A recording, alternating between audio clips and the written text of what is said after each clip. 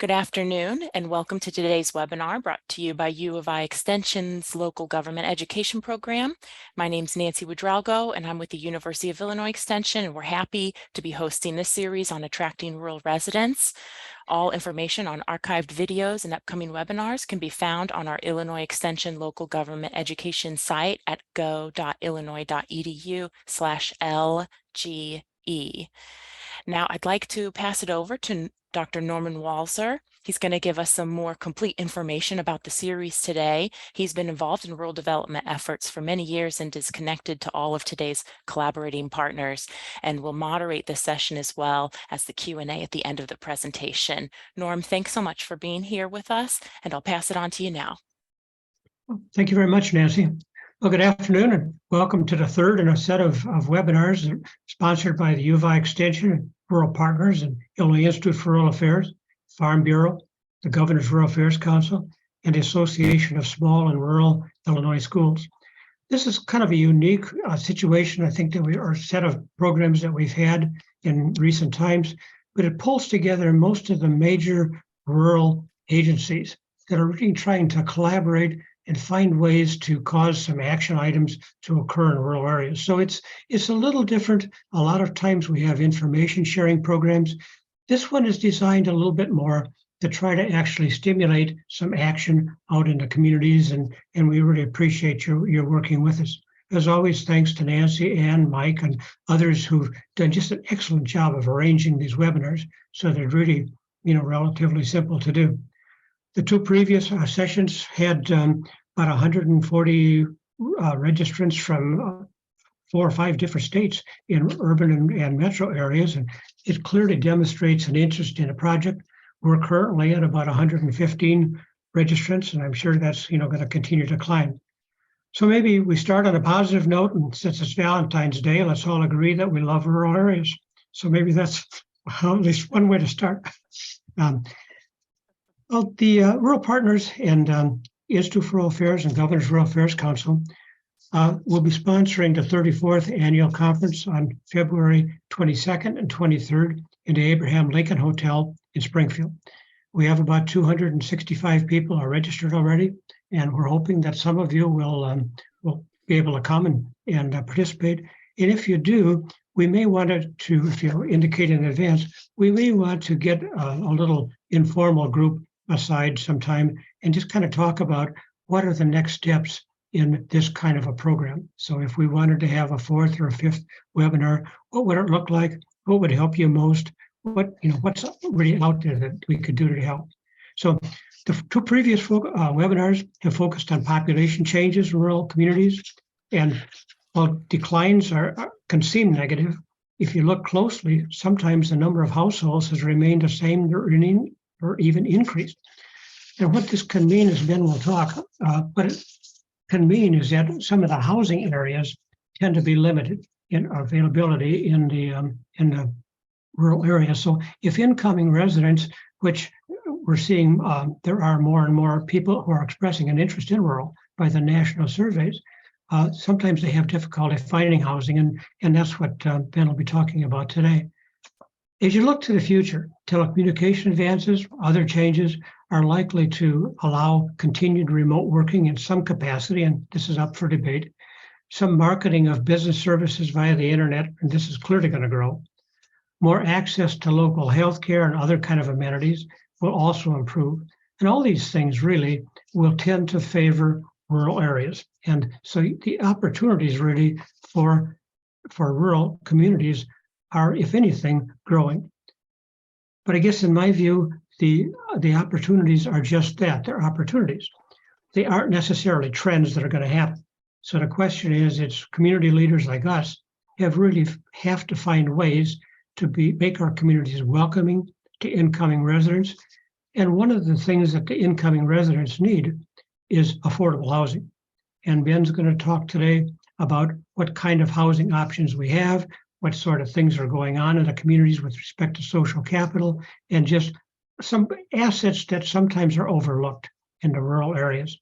So our game plan in this series has been to help the communities change their narrative, evaluate potential opportunities, and then design a recruiting strategy, a resident recruiting strategy with an action plan.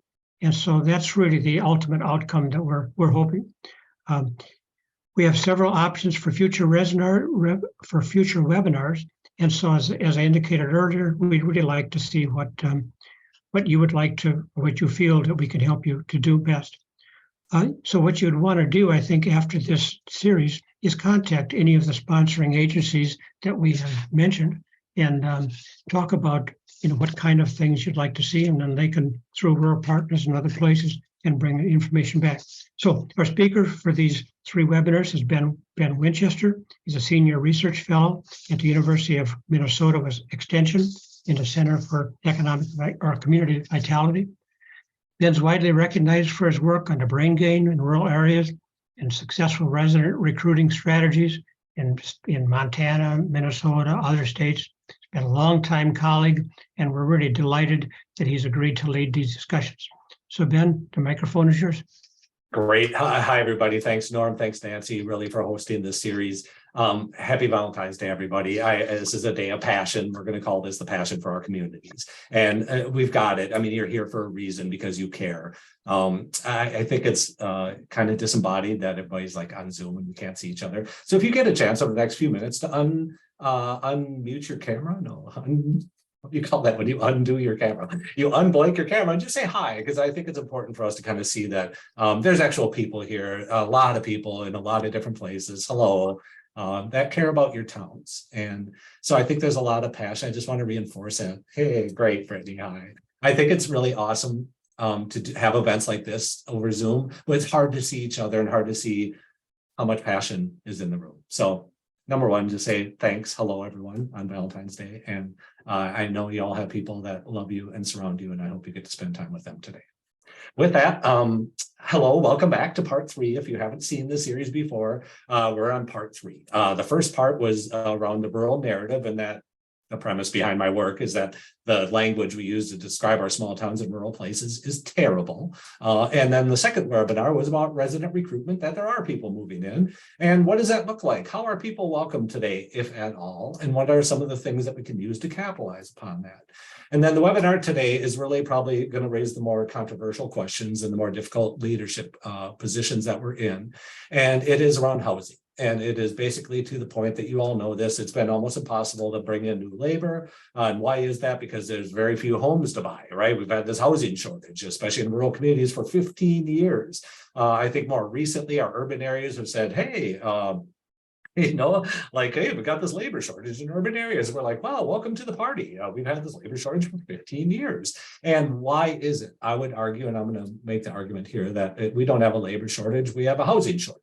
It's virtually impossible to see the trends of retirements in our rural communities over the past 10 years, where essentially people retire and stay in their homes. I ended this in the last webinar where there was a chart there that showed the seniors today are staying in their homes longer than ever. Now, I'm going to use the term seniors. I'm going to use the term older people. I'm really not trying to do it in a disparaging way, folks. Like, we have to have a real demographic conversation about older people and passing away and being unable to actually physically live in your house.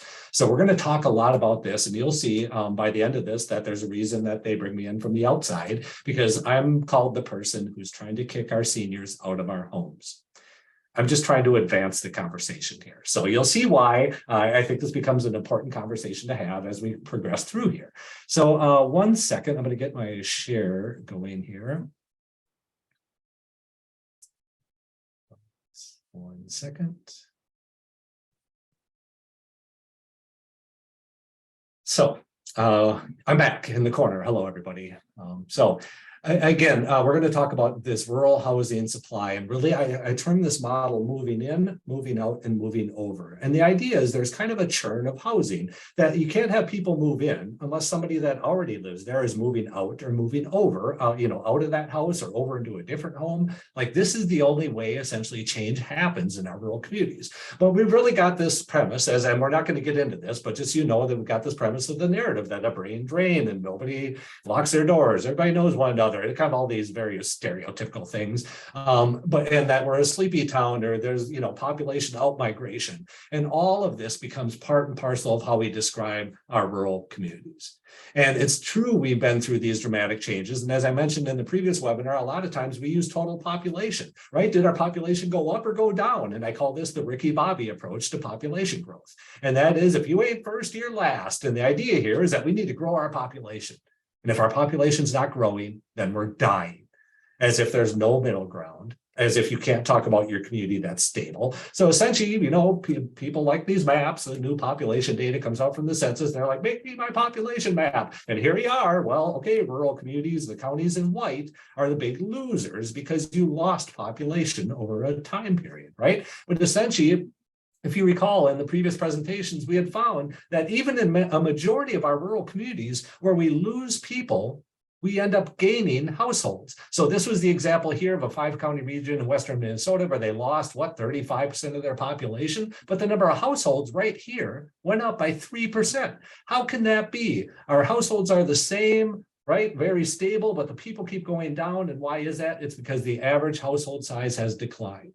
In fact, we use population change as our narrative writers, right? You've got a bunch of negative narrative counties across the state. They're big losers because you lost population. But when you look at housing, our housing units are extremely stable and extremely consistent in their capability to hold populations. But what's gone down is the number of people in every house. Right? The average size. Now, households with 3 people in 1960, 60% of households had more than 3 people. Today, it's down to 37%. In fact, a vast majority of our households, especially in our rural communities, are 1- and 2-person households. As recent as 2017, 62% of households in the country have less, or 2 people or less in them. So really, what is the idea here? That should have an equal next to it. Sorry, I see an error on my chart there. It's households with 2 equal to or less 2 people. So 2 or 1 people, essentially, right? The average household size has gone down. So imagine you've got a finite number of homes in town. Just over the course of time, you're going to lose 29% of your population solely because of demographic destiny. We went from having, on average, 3.6 people in every household in 1940, and now it's down a full person to 2.6. And that's, we have fewer kids, and even the households that may have children are smaller as a proportion of all households as well. So there's a lot of change going on inside of our homes in terms of what the people look like and what that household structure looks like inside of that house. So meanwhile, we've had this workforce housing shortage, and it's also reflected for me as a labor shortage. And we'll talk about this. And so why do we have this? On one hand, we have a negative narrative that we're all dying on the other hand, but on the other hand, I can't find a home to buy. And why is that? Because we're not dying. Because it's really because we're not dying. And we've kind of shown that data before. So one thing I want to look at is in our rural communities, we can't just build new homes because we wish for them. A lot of times for me, the existing housing stock is a really great asset, but it's privately held, right? Like I don't want to tell mom what to do with her house, right? It's a privately held asset. But at the same time, for me, houses are community resources. They're community asset. They're homes while people live in them. But they're a community asset. They're a measure of community wealth. They're a home to individual household wealth, and they persist over time. We hope they persist over time. You'll see there's a reason why I don't use a lot of 2020 decennial census data, because I believe the housing numbers are way off. So you'll see I use ACS data and some other sources to show some of this growth over time. You want to have a conversation about the 2020 decennial census, please reach out to me after this. But for now it's like, oh, we have a housing shortage. How do we answer that? Like, let's just build new homes. Presentation's over. Like, this is the answer, right? Why can't we do that? Like, we hear this all the time. We need more workforce family housing, right? Well, you can't just build new homes because you wish for them. How does this happen in a community? Especially, as you all know, a majority of contractors and developers are not attracted to the more urban area or to the more rural areas. They're attracted to the high margin, high income suburban areas right now. So not only has there been a decline in the number of developers, but there's just been a real shortage in terms of the markets that are being served as well. So for me, building new is rarely an option. New workforce, family, housing is not an option. So really, as I talked about this earlier, you've got people moving in. There are people in their 30s and 40s, like half of these households have kids. They're moving in for all these quality of life reasons. They're not just moving in because they have a job there. In fact, the job may exist in the next county. It may exist in the next state, or it may be a virtual job that people have. So essentially, there has been a very consistent movement of people in their 30s and 40s moving into rural communities. This trend took off in the 90s. It started in the 70s, took off in the 90s, filled up almost all of our vacant homes. It slowed in the 2000s because of those kind of infill during the 90s. And then in the 2000s and 2010s, it slowed. And we wondered why, and we think we have an answer. Like we had seen, though, in our newcomer surveys of people moving in, there is one delineation that happened pre and post pandemic. Before the pandemic, 1 in 4 households were from that community, i.e. they had grown up there and then they moved away and they came back. They're returnees. What we find is the percentage of movers during the pandemic went up that were returnees. And the argument, and that's this one that's bolded here, lived in the community before, it went up from 1 in 4 people, which should alarm you because just 1 in 4 movers to your community are from there. Put the other way, 3 out of 4 new people to our rural communities are not from there, which raises the question of how welcoming are we? Like, well, how does that go for them? All of that aside, that was the second webinar. This one, I'm interested in that one data point about the increase here. Why did the number of returnees go up? A year into the pandemic, we argue it's almost impossible to find a home to buy during the pandemic. And how do you find a home to buy? You have to have a social network. You have social capital that's at work that helps people identify the availability of housing supply. Because really these homes, and we had seen during the pandemic, I interviewed all these assessors, a full 40 to 60% of home sales were not arm's length transactions, meaning it's not me, a stranger, putting up my home for sale, and it's not Steve, a stranger, that's going to find my house and put in an offer. 40 to 60% of home sales during the pandemic were not like the stranger. It was not arm's length transactions. It was more like, hey, Mike, I know your mom is looking at moving out of her home. We have always loved her home. We're going to take you out for a meal. We're going to make this happen.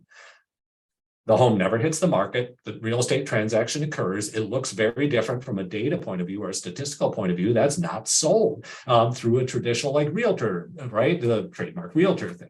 So we argue that during the pandemic, the only way to find a home to buy, especially in a tight housing market, was you have to know somebody. And we kind of tell people that the best place to find a home to buy in rural America today is to visit with the seniors after church, because this is where the turnover is happening. So who's in our homes now? Initially, I'm going to show you some charts we had made in 2010. And I was like, well, this looks interesting. There's going to be a lot of change coming. So I will say that kind of once we're done with this data presentation, you can't say you don't see this trend coming, right? There's no argument for saying you can't, in 10 years, like, oh, I didn't know this was going to happen. This is going to happen. So demographically, we know, and this is, again, 10 years ago when I was like, hey, we've got a large proportion of our homeowners that are older, right? We know this, right?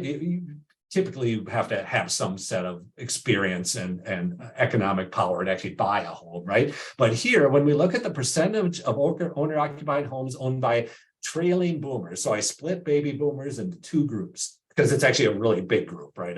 And I train them into trailing boomers and leading boomers. Leading are the older boomers, trailing are the younger. So this is a younger generation right here. And a full like 20 to 30, 25, 30% of homeowners across Illinois were trailing or younger baby boomers. Now, when we look at the older baby boomers, again, you're at 20 to 23% roughly. It changes a little bit in certain areas around the micropolitan areas.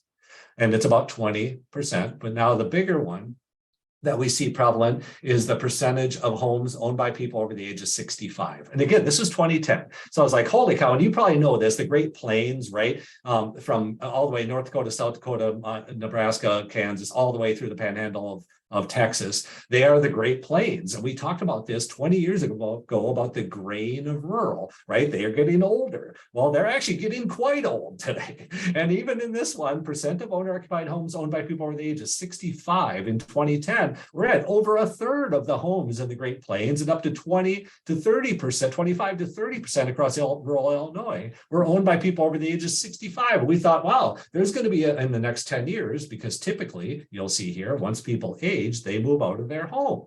And at the time, I was like, wow, we're going to have a lot of turnover, right? But then it seemed like this turnover never happened. Over the past 10 years, we're like, man, what's going on? We're not really seeing the turnover. A third of our homes, we thought we're going to, 20%, we're going to be turned over. It didn't really happen. And why didn't it? Like, this is the data, again, from 2000 to 2010, and this is Fulton County. And the items circled in red here are the baby boom age groups. So in the year 2000, baby boomers were 35 to 54. And then 10 years later, they're 10 years older, right? So the bars move over. And those two bars are actually the biggest bars here, right? That's baby boomer homeowners. And they move over because they aged 10 years over that 10-year time period. I was like, wow, they're going to like move over from here to here, over to the next group over, right? They're going to keep aging. And essentially, they're going to start moving out as they did in the past. But what we find is they didn't. So I'm interested in chat right now. Just share any experiences you have. And I want you to take your hat off. And like, oh, I'm a HRA person. I can only speak about my HRA stuff. I'm talking to you all as people that are making decisions for your parents or yourself or others.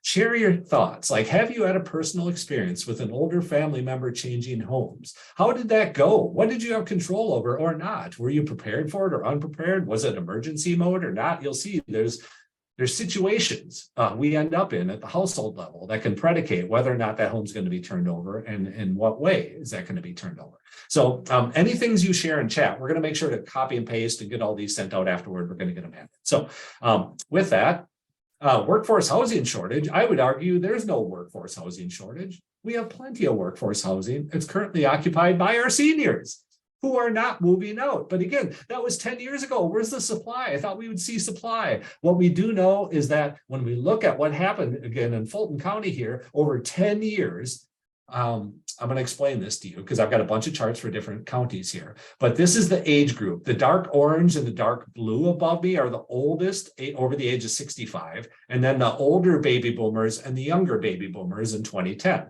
And right, so 33 plus 21%, like this age group that's circled right there, like behind me, they tend not to have kids, right? Older baby boomers and people over the age of 65 tend not to have kids in their household. And you see that group right there went from 54% of households to in 2020, the age composition of your homeowners went up to where now it's 59% of homeowners are 40 or 55 and or 55 and older. So the proportion of your household, so you see that part of the pie, right? It kind of goes this blue part and the orange part right there was what, 54% of households, and now it's 59. It's getting bigger. The proportion of the pie that's older is getting bigger, which ultimately leads to a reduction in the younger homeowners. Because again, there's a finite number of homes. So what we're seeing here is a profile where the older people, the profile of this, where the homeowners just keep getting older. And why is that?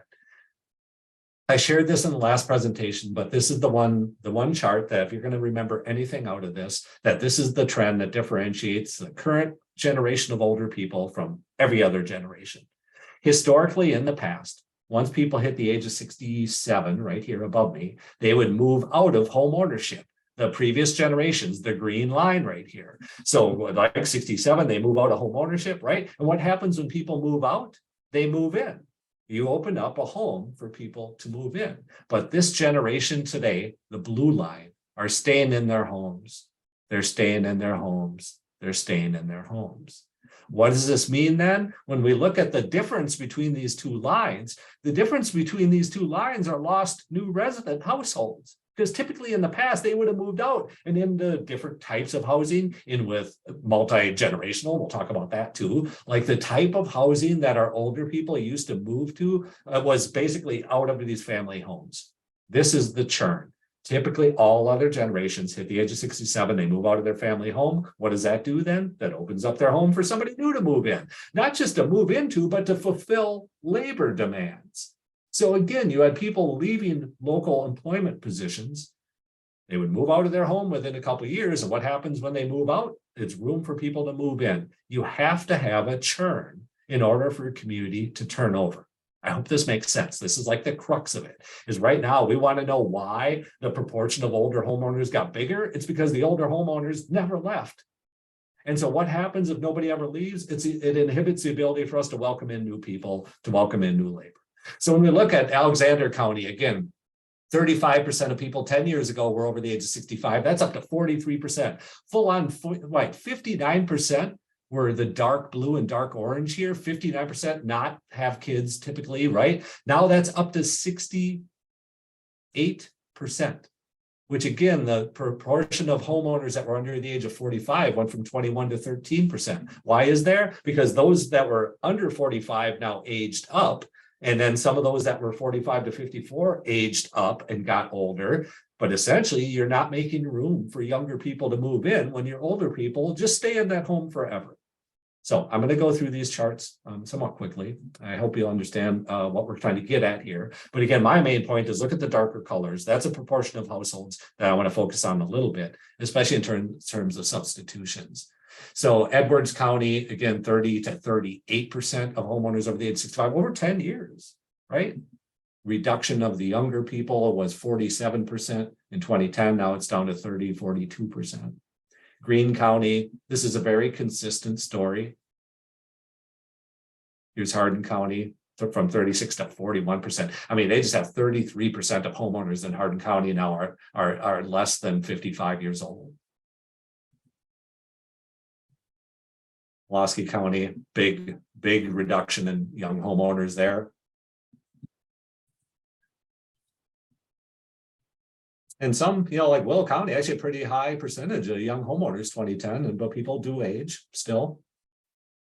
And I just want to show you the most alarming county in the country, which is Treasure County, Montana. They went from having 63% of their homeowners that were the dark orange or the blue to now 85%. Look at how it inhibits the ability. You can't have anybody younger move in because all the younger people aged up into the next category in a sense. And then not much room for younger people to move in when people literally don't move out.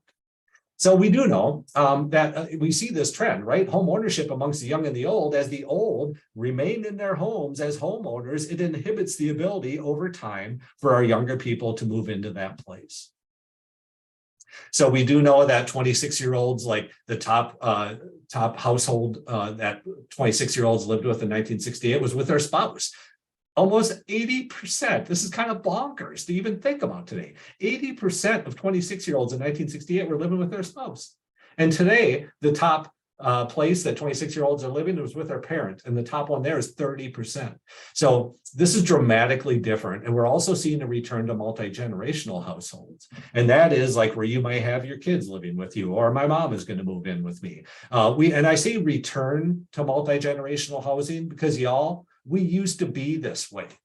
This idea of a household that's only got a husband and wife and kids in it is like so 1950s, the nuclear household. And so when I talk about a return to multi-generational housing, this chart up here above me on the right, when you look back to like 1900, it used to be that way. That was a typical household, was being multi-generational. It was how we lived our lives. And like Charlie and the Chocolate Factory, when they have grandma and grandpa and everybody sleeps in the same bed. I'm not talking about quite like that, but we have to think in terms of like, it looks different. Our households as we move forward will look different. So when I talk about substitutions, when you take those households that are 1- and 2-person households that are older and they end up moving out or to a different type of home, who moves in? So you lose 1 and 2 people and you gain 3 to 5 people.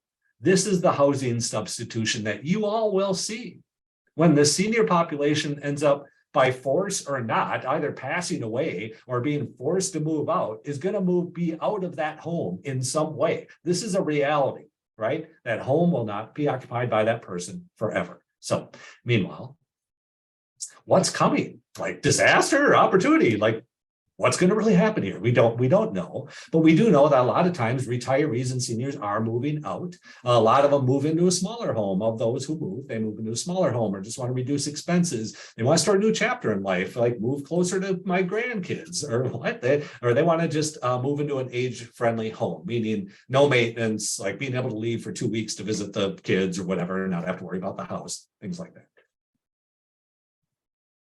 So some people are going to leave and there's nothing you can do about it. Some people, in a small town, you're not going to be able to have the medical services they're going to need to keep these people in our town. Even when you have like some types of services that are home focused and home based and provide those types of things. That doesn't mean people can be there forever in their home. Some people are going to move out. Again, that opens up supply. Some people are going to, again, move closer to their kids. There's nothing you can do about that to keep them in town.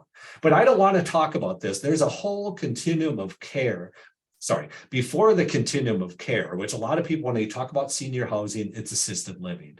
It's like, and when I talk about like, hey, would you ever consider moving over to our seniors? They're like, well, I'm not going to this place where all the old people go to die. And it's like, oh, I'm not talking about that. I'm talking about any other type of home, right? So I want to talk about the continuum of care. I have no interest in this presentation. I'm talking about what's called, for me, a continuum of life, between when you might have raised that family already and when you do need continuum of care, but theirs tends to be a 10 to 20 year time period. This is actually a large opportunity here. And the number of older people is not going down. So we end up with people that want to think, they want to do one thing, but what they expect to do and what actually happens tend to be very different. So, for example, retirement. When we ask people like, hey, how many of you expect to retire under the age of 60? Just 9% of retirees expected to retire, but 39% actually did, or forced or whatever, chosen to take retirement. And when you ask people like, hey, when are you going to retire? Of those over the 38% said they weren't going to retire until over the age of 70. I'm not retiring until after the age of 70. But in reality, just 4% made it that far. So I do this too. I live in the world of intentions. We have intentions about what we want to do with our life and with our time and, to build upon our values. But I would argue that our ideas around staying in our home, and I call it the policy of best intentions. It's also known as I will live in my home forever. It doesn't work like that. Less than a quarter of people actually pass away at home. And so what I want to look at is all these situations where people live in a world of best intentions, but it doesn't turn out that way.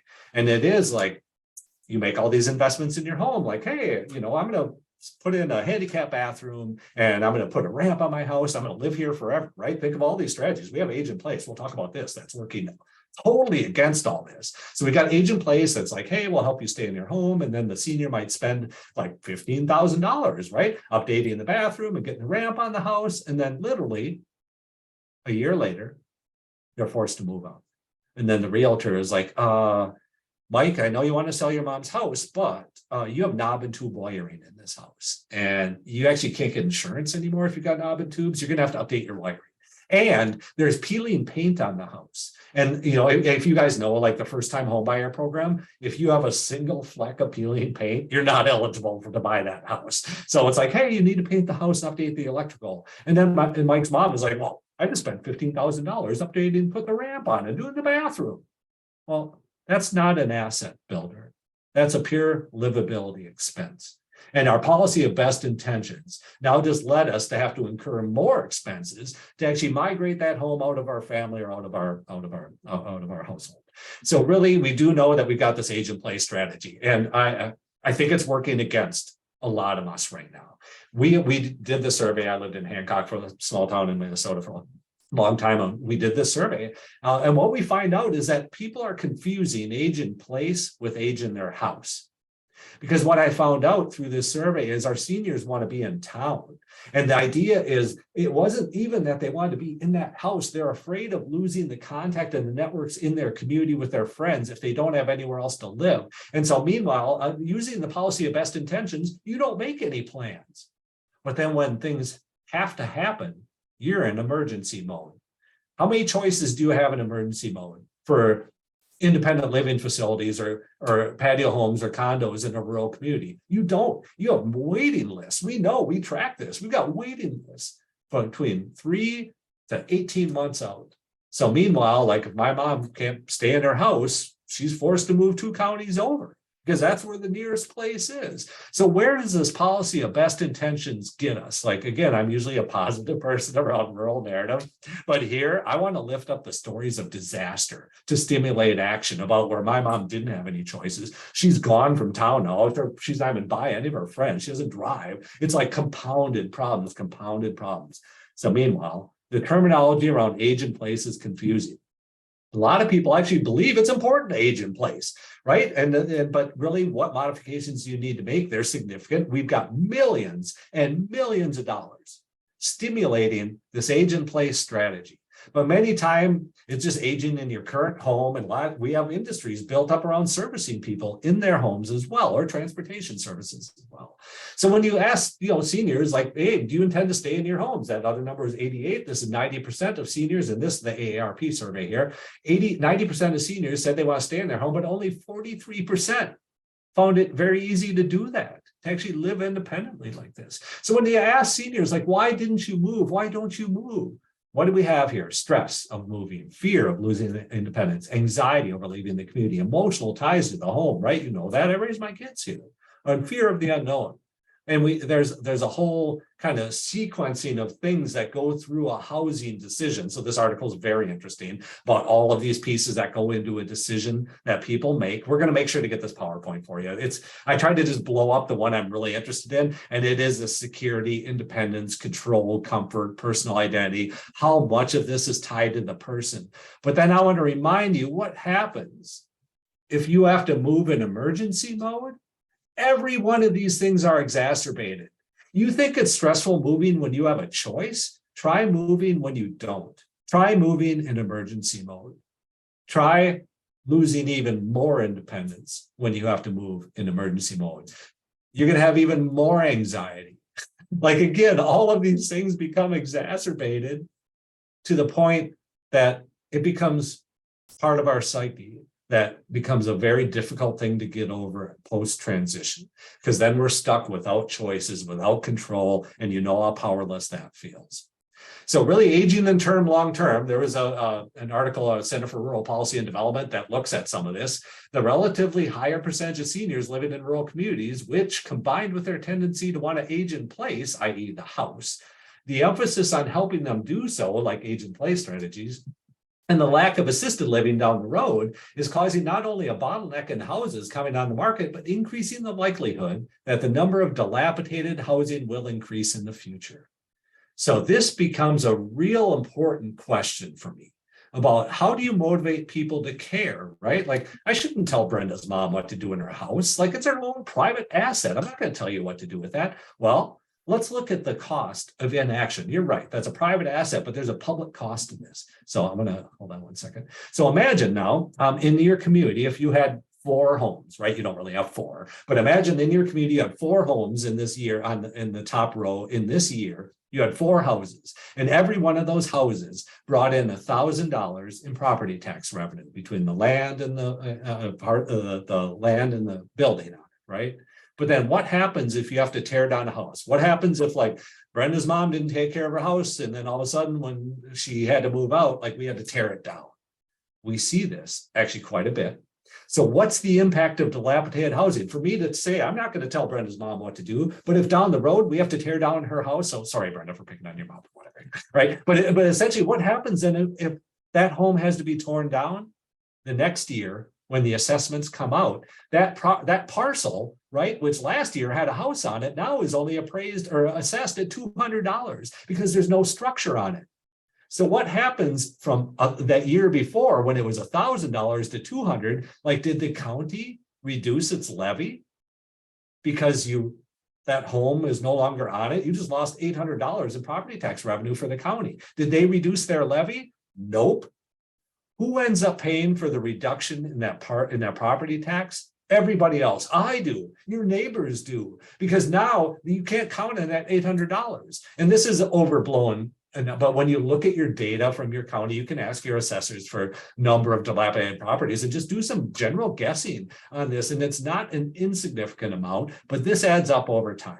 So right here, we see there is a public cost to private inaction. Your neighbors are paying for the bad or poor or unable to make decisions that people have in the properties now, especially when we have an aging population that has to make a choice between the home and medications or rising inflation costs, right? What are you going to take care of that squeaky door or the toilet that doesn't work as much? Like, probably not. We do know that equity in their own home is one of the top assets that our seniors have.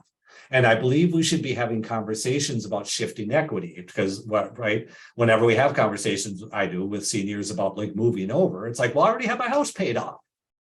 You're right. Like, it's not like you're incurring a new mortgage here. We still have a lot of equity, and you can shift that equity to a new property, right? That property may be smaller, but the values are still the same. They're very comparable. So I do want to talk about moving over. I want to provide move over housing.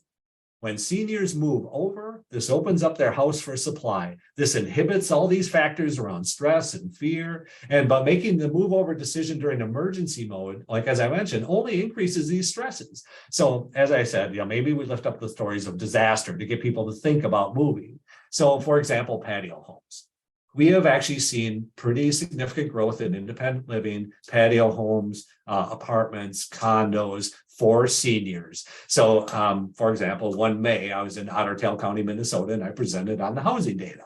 And I was like, yeah, you've got a portion of your households that are older, right? All the same stuff we're doing here. I came back in October or November, and the housing developer was there, and he was like, hey, I saw you back in March or May when you presented, and I had really no idea that such a large proportion of all our homeowners were this old. So he said, well, you know what? I put up some patio homes. I put up 2 2-bedrooms and 2 1-bedrooms, and they sold the moment I broke ground.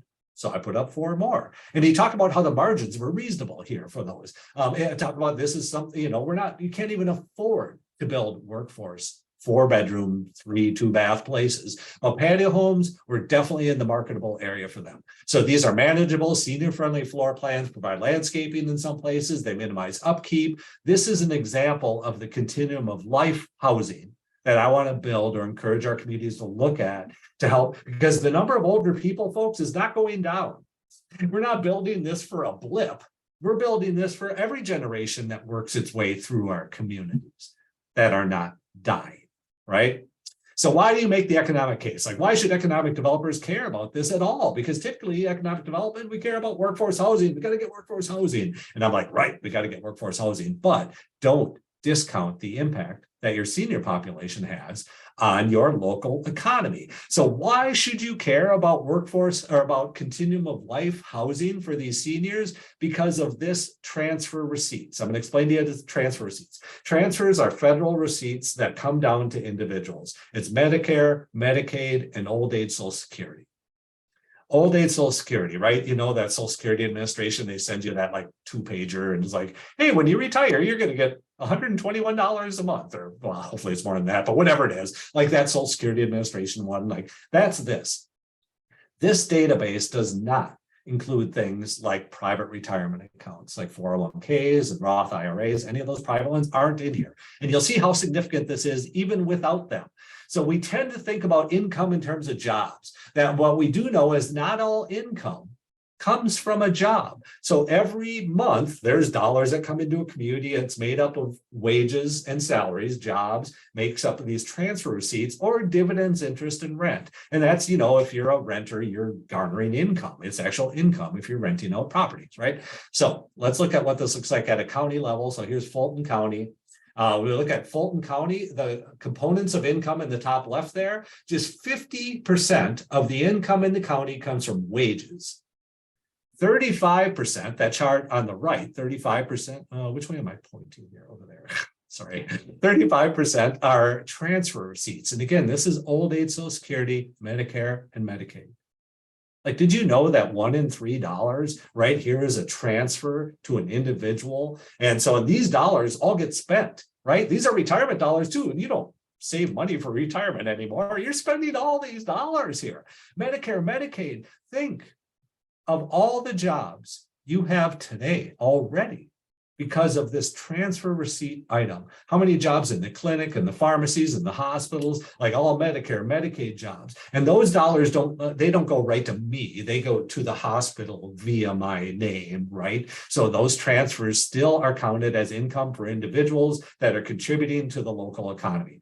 So what's fairly alarming here is our economy is highly dependent upon these transfer receipts in our rural communities, and only will become more so as we move forward and more of these people retire, right, and contribute to the local economy via retirement dollars. So here's Clay County, 38%, just 48% of all the income in the county comes from a job. 39% is a transfer receipt. Almost 40% of all the dollars come in the form of transfer receipt down. Edwards County. So again, my point here is if you don't have move over housing, your seniors are going to move out and they're going to take these dollars with them. So are you ready, like Edwards County, to lose 30% of your income because you don't have any move over housing? And especially in some of our rural communities where you don't have assisted living either, they're going to lose those transfers once people hit out of the continuum of life, to the continuum of care, they're going to lose them. But we've already known that this is a chance for us to retain these transfer receipts in our local community by building senior move over housing, which then contributes to our economy by opening up our workforce housing that they're currently in. Hardin County, just 41% of all the income in the county comes from a job. There's more income in Hardin County that's derived from a transfer receipt than is derived from a job. Hope County, 44%. Again, higher percentage of income is derived from a job or from a transfer receipt than a job. So really, as I mentioned, you've already got this local service economy that's based upon, boomer and older related economic services. Health services already, we know, are your employment driver. Education and health services. I mentioned webinar number 1. Our rural economy is not agricultural, it's education and health services, eds and meds. Caring for our people is our number 1 industry in rural America today. So I'm making a value statement here, like we should keep these transfer receipts. We should want to retain these transfer receipts, right? Move over housing is currently the opportunity. And a lot of times the current home may be the only equity, as I mentioned earlier in that chart, that they have. So housing for me is the key. We build up supply and workforce housing by making the existing housing stock available. And a house is not just a private asset, but it's also a community asset. So maybe I, as the economic development director, should care about move over continuum of life housing, because ultimately it helps me solve my labor shortage. It's one and the same for me. We got some other trends right now that are working against us. We especially a couple of years ago now, not in the past like 9 months, but Zillow and other private firms are buying up homes in our rural communities. You've already had extra local ownership before. We had this in Hancock. We had, for example, a boarded up bank building in town, and we had a speculative investor from Texas buy it and thought he was going to make like $1,400 a month in rent in Hancock, which he was never going to do. So it's had empty. Meanwhile, which sucks because it's extra local ownership. He had no idea if kids were breaking in every day, nothing. So there's public safety issues there. We've also got Airbnb. What's going on here? Of the homes that actually end up on the market or actually end up transferring, do they end up on the market or not? Or are they turned to an Airbnb, right? At the same time, I hear a regular story about a home that even if the senior moves over, that it doesn't open up because it's like, oh, my mom got sick and she moved into the assisted living facility, but she wants me to hold on to the house because she won't be here forever. It's like, but the majority of the time, they end up being in there forever, right? So meanwhile, I see all these properties that are held on to, or even when they do move in, even when seniors do move into assisted living or continuum of care kind of places and continuum of life places, they hold on to their house because they want the kids to have some place to stay when they come into town. Every time that house is not put on the market and made available to the wider supply, it inhibits the ability for us to meet our labor shortage. It inhibits the ability for our communities to actually turn over and to change and to welcome in new volunteers, new leaders, new business owners. Business succession is important here too. So we've got some trends that are actually kind of working against us. The number of properties you see that have estates owning them. So look at your property tax records and download a list of all the property owners and count the number that are owned by estates. Again, when they're owned by estates, they're held in the family, they're captive, they're not available for a broader market. So looking for ideas, just generally. Have you ideas on how to meet or are now meeting this challenge around rural housing, specifically the continuum of life piece of housing? And our ability to do that opens up our workforce housing. So if you've got a chance or you want to share stories in there or just pointers to websites that you think do things like this, I'd be happy to hear some of these things. And I think Norman mentioned we want to do some follow-up webinars on this too. This may become one of the topics. If you're interested in this more, we could be doing some work on this. So really, at what point do you change things? I mean, I ask communities, what are you trying? And they're like, I don't know, we tried nothing. And we're all out of ideas. Like, we actually need some ideas here, folks. Do you deal with the property that's vacant now? Or what about new properties entering the market? What kind of shape are our homes in? This is the biggest question for me, is, how do you ensure that the folks who are looking to transition their home in the next 5 years know what needs to be done, like to sell that house in a successful way? So I think there's room to offer inspection services for your seniors. That's not like, I don't want them in the basement because that outlet had a bare wire or whatever, right? Whatever. People don't want to be kicked out of their home. So it's like, how can you do this in a way that ensures that we can have some continuity there? So really, we got these kinds of ideas too. A talent pipeline is through the roof for me. We are going to have no shortage, as we do now, of electricians, plumbers, construction folks. You want to tell your young people today, man, you get a 2-year degree, you are banking it, dude, but also bank it for 20 years because it can abuse your body, and find another career after you abused your body in construction or whatever, right? So it's just being real aware of there's a huge market out there right now. So then what about the house? Maybe we engage the homes, right? Do you deal with vacant or new property? What about property entering the market? Oops. So really, you have to talk to the people in these homes about their intentions to stay, intentions to move. A lot of times I call it continuity planning. I can't tell you how many seniors I talk to that say, well, nobody wants to really live here. And that's negative narrative for me. That's not even true. That's not recognizing you've got a line of people waiting to move into your community. And can we explore this a little bit more? So while I'm called the person who's trying to kick our seniors out of our homes, you might have a better way to kind of frame that. My personality type is not super great at this. So I'm like, well, something's got to happen here. Like, you're going to be forced to move one way or another. Are you going to be prepared for it or not? So really, let's begin discussions about your intentions of those in the home. Let's talk about the conditions in and outside of that house. So what does that mean then as we move forward? So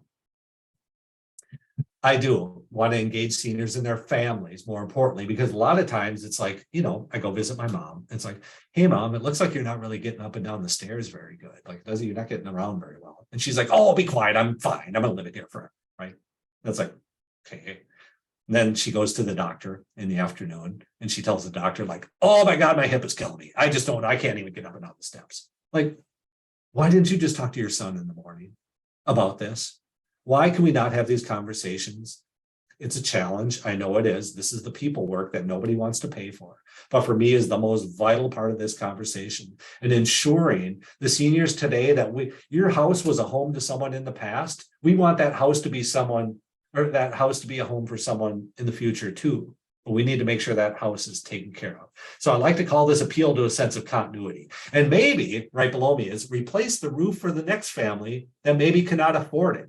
And so there's a lot of different situations here. So you actually have when you've got a larger senior population, you have a higher proportion of homes that are eligible for these state and national weatherization programs. But sometimes rural people are too proud. They don't want to take advantage of this. But meanwhile, what happens then? Like, if my mom is low income, she'd be eligible for this program, right? But if she sells the home and then the new people moving in are right over that income limit, now they have to actually pay $28,000 for that roof and the paint job or the insulation, when they could have just paid $8,000 to the previous homeowner to get that home updated. So this is what I mean about having a community concern for the stock of your housing, about the shape it's in, the condition it's in, because we want these homes to be a house, or houses to be a home for the next generation too. And we should care about these at the top level. So I want to talk about community succession. Maybe one of the best things you can do for the future of your community is ensure there's somewhere for people to live, right? And more broadly, talk about community succession plans for housing, leadership, and businesses. This is the way forward for our communities, in my view. So you've heard a lot over the past 3 webinars about trends we look at around, You've got people moving in. We have this negative narrative we're trying to battle. People have been moving in. They're diversifying the economy. They're starting all these nonprofit groups. But right now we're kind of constrained. We want to work on how do we welcome people new in, because ultimately now 3/4 of your homes are going to turn over in the next 20 to 25 years. Are you ready for that? How welcoming are you? Are your homes ready for it? More importantly. So thank you really for sticking with me through the whole series. I hope this was interesting. There's just, again, as I mentioned earlier, like everything you hear today is the result of me doing a little bit of applied research and then presenting it and you saying, well, what about this? So you will see an evaluation. I'm going to turn it back to Norm here. We're going to get an evaluation out, but we're really geared around actions too, because it's one thing to learn things about this kind of top level trends about things going on, but it's another to see it on the ground. And it is. Norm mentioned it, social capital. All of these trends are impacting you all. What differentiates one town from another is how well you work together. I can't say that strong enough. So with that, I really appreciate the opportunity to share everything here with you today, and really turn it back to you, Norm. Thank you. Well, thank you very much, Ben. This has really been great. It's really, I think, probably better than what I thought when we first put the program together. So in terms of outcomes, I'll make just a point or two here as we went through what I heard. The chat box has been so full that I think we're going to somehow need to get that into a Word document or something so that the viewers can easily work with it, because there's a lot of good sources of information that were put into chat box. A couple of things that came out to me that I wanted to call your attention to. In terms of best practices and patio housing, this is clearly something that we're going to need to deal with, and it's something that turns out to be affordable in many cases. Ben mentioned that Otter Tail County, Minnesota, we do have on a conference next week, we have a presentation by the rural research person in Otter Tail County. So basically you could, he'll have a 45-minute presentation. So you can spend some time there figuring out, what they did and so forth. In terms of recruiting residents, Alex is going to do a program in Mattoon, talking Mattoon in motion and so forth. And there'll be a 45-minute session there, so you could kind of take what Ben has said and apply that to the kind of things that you're looking at. So those would be two sessions that are really kind of a natural next step to this series that we had. A second point I would make is that I've been very impressed with the AARP's work on the elderly-friendly housing, and there's just a lot of materials there that are available. There are counties that are statewide. We have had several counties be involved in that. And I think that's something that you'd want to look at the AARP resources. And just, it really builds around how do you make your housing just age-friendly, not even just elderly-friendly, but actually age-friendly. And we had a former representative actually on the program today as a participant.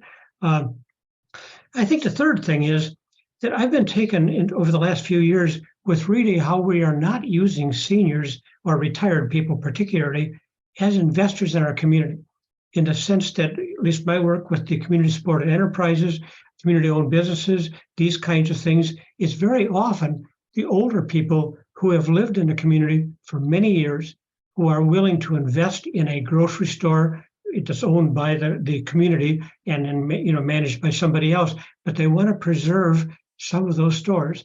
But they, frankly, I don't think are giving as much as they would because they're not being asked. So I would suggest think a little bit about how do you somehow cause seniors or invite seniors or retirees to invest their time and resources in community actions. And I think that's really where Ben is going with the community succession plan. And I had not heard or thought about a community succession plan, but we run into Main Street programs, for example, or into Main Street businesses, older buildings, they're falling down, they don't meet codes, they're in a trust somewhere, but they're being, quotes, preserved for the next generation, or because, the grandfather used to have a business there, something like that, and they're just simply underutilized. So think a little bit along the lines of community succession. And I think this is really kind of where it's headed. In terms of looking forward, and again, there have been so many comments on the chat that it's kind of hard to deal with them. one of the points that was made was how much difficulty do we have with respect to zoning ordinances? And are we doing some things, or could we be doing some things to change the zoning or maybe update the zoning so that it more meets the current needs? And would this in any respect, help make housing more readily available? The affordability question, if the zoning ordinance are such or outdated or whatever, does this affect the affordability of the housing that could be available for people coming in? And again, something that might be looked at, but it's really, I think, an important issue. So we only have about a minute left, and Nancy wants to come in, or she's actually got the poll up now, so she'll be working with that.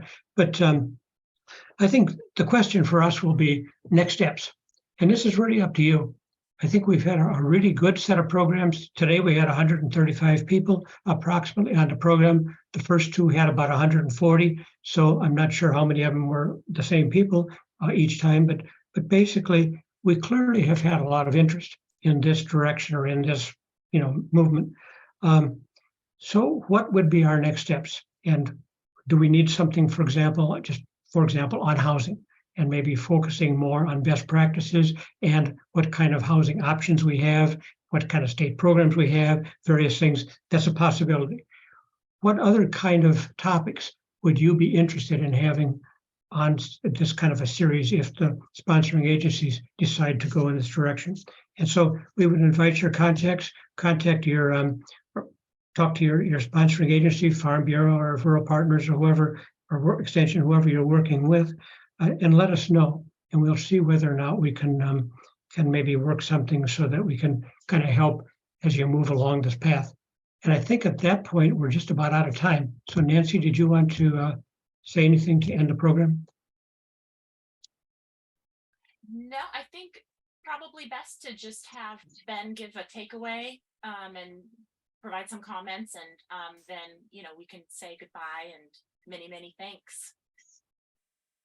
No, it's great. I just want to say thanks for the opportunity to share everything I've been kind of doing in my life as research.